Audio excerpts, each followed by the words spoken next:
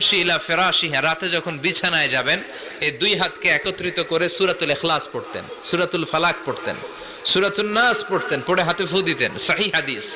ফু দিয়ে এই ফু দেওয়া হাতটা সারা দেহের মধ্যে ইয়াবদাউ বিহিমা রাসাহু, মাথা থেকে শুরু করে পা পর্যন্ত এভাবে মেসেজ করে দিতেন, মালিশ করে দিতেন। সুবহানাল্লাহ পড়ে।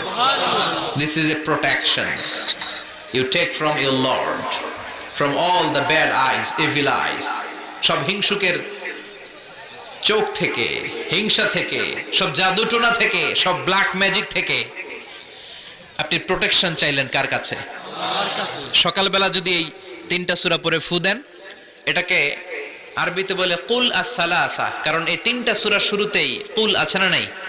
কুল হুয়াল্লাহু আহাদ, কুল আউযু বিরাব্বিল ফালাক, কুল আউযু বিরাব্বিন নাস। এজন্য এই তিনটাকে আরবিতে বলে কুল আস-সালাসা, মানে তিন কুল। কি বলে? তিন কুল।